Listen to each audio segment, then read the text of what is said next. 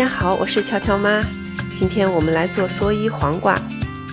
一根黄瓜，下一步是不是该垫筷子了？先等等，我们多加一步。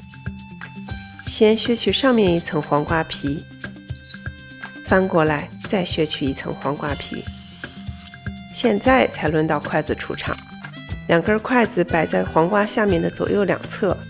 下面轮到快刀出场，这里西式主厨刀要比中式菜刀更给力，而且切花之前一定要先磨刀，刀越锋利，你越不容易出错。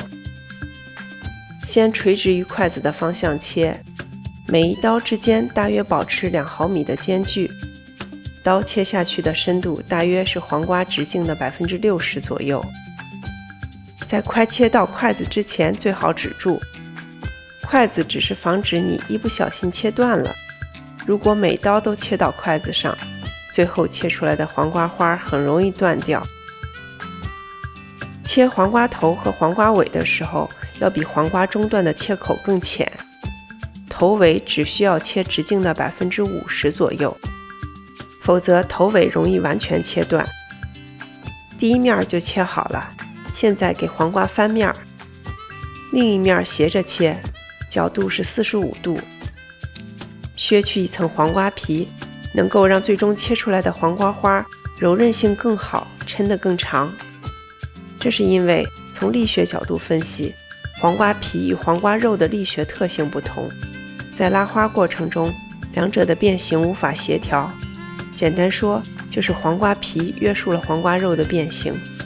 削掉一部分黄瓜皮后，这种约束条件放松了，黄瓜肉的变形变得更加自由，因此可以被抻得更长而不断。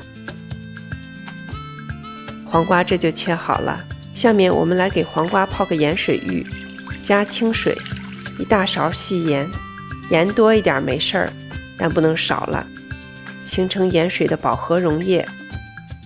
你可能会看到水里有一些没溶解的盐，不过不要紧，黄瓜放进去，先让黄瓜在盐水里休息15分钟，最后我会告诉你为什么要泡盐水。下面我们来准备调味料，大蒜拍扁，切成蒜末，干红辣椒斜切成丝，辣椒籽也一起放到碗里备用。现在我们来调碗汁儿，加盐、糖、鸡精、生抽、陈醋、香油、